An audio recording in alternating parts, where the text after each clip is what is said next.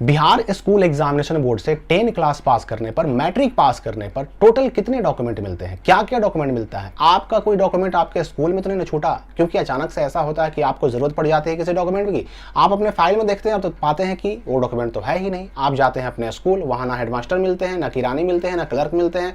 अब हो जाती है बड़ी दिक्कत। तो ऐसे समय के लिए जरूरी है कि हम कम से कम ये जान लें कि हमें 10th क्लास पास करने पर क्या क्या मिलता है और क्या क्या हमने लेके रखा हुआ है अपने पास। देखिए, सबसे पहली बात तो आप ये समझिए कि मैट्रिक करने के लिए जनरली जो एडमिशन होता है 9 क्लास में होता है, और 9 क्लास में जैसे ही आप एडमिशन लेते हैं, 9 क्लास में रहते हुए ही आपका हो जाता है रजिस्ट्रेशन। जब आप 10 क्लास में चले जाते हैं तो आपका आता है ओरिजिनल रजिस्ट्रेशन कार्ड। ये हो गया आपका पहला डॉक्यूमेंट जो आपको आपके स्कूल से मिलेगा। उसके बाद ओरिजिनल रजिस्ट्रेशन कार्ड आने के बाद भरा जाएगा आपका एग्जाम फॉर्म, यानी परीक्षा फॉर्म। परीक्षा फॉर्म भरा गया, उसके बाद आता है एग्जाम से पहले, फाइनल एग्जाम से पहले, मैट्रिक वाले एग्जाम से पहले आता है फाइनल एडमिट कार्ड। ये हो गया आपका दूसरा डॉक्यूमेंट। एडमिट कार्ड मिल गया, आप गए सेंटर पर, एग्जाम दे दिया आपने, रिजल्ट भी आ गया, पास भी हो गए। पास होने के बाद, रिजल्ट आने के बाद 2-3 महीने के अंदर आता है फिर ओरिजिनल मार्कशीट। ये हो गया आपका तीसरा डॉक्यूमेंट। और ओरिजिनल मार्कशीट के साथ ही आता है एक और मैट्रिक वालों का, 10th वालों का, क्या तो प्रोविजनल सर्टिफिकेट, जिसको हम लोग हिंदी में कहते हैं औपबंधिक प्रमाण पत्र। ये हो गया आपका चौथा डॉक्यूमेंट।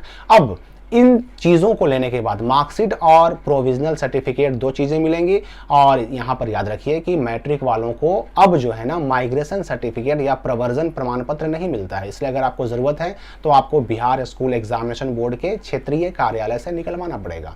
तो 4 डॉक्यूमेंट हो गए, ये आपको स्कूल से मिलता है। अब याद रखिएगा कि जब आप मार्कशीट ओरिजिनल लेने जाइएगा और उसी के साथ जो प्रोविजनल है वो लेने जाइएगा, उसी वक्त आपको अपने स्कूल से बनवा लेना है SLC, स्कूल लिविंग सर्टिफिकेट, यानी विद्यालय परित्याग प्रमाण पत्र या विद्यालय स्थानांतरण प्रमाण पत्र। ये आपको बनवा लेना है SLC। ये हो गया आपका 5वां डॉक्यूमेंट। अब 5 डॉक्यूमेंट तो हो गए।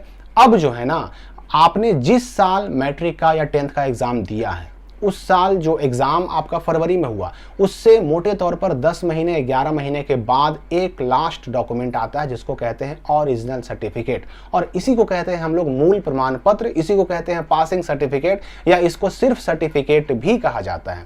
अब ये 10th का ओरिजिनल सर्टिफिकेट कैसा होता है, 10th का मूल प्रमाण पत्र कैसा होता है, आप स्क्रीन पर देख सकते हैं। ये आपको सबसे आखिरी में मिलता है, ठीक है।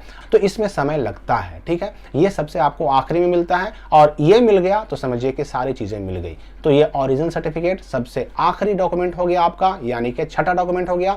और इतनी चीजें आपको 10 क्लास पास करने पर मिलती हैं। और इसके अलावा मैं आपको ये बता दूं कि इन सारे डॉक्यूमेंट्स को जनरली स्कूल वाले बच्चों को ही देते हैं, स्टूडेंट को ही देते हैं। अन्य किसी के जाने पर हो सकता है कि आपको ना भी मिले।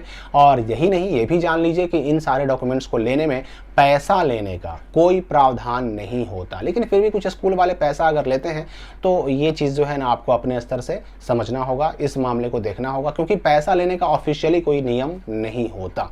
फिलहाल इस वीडियो के लिए इतना ही। और भी कोई अगर डाउट हो तो आप कमेंट में पूछ सकते हैं। मिलते हैं अगली वीडियो में नए अपडेट के साथ।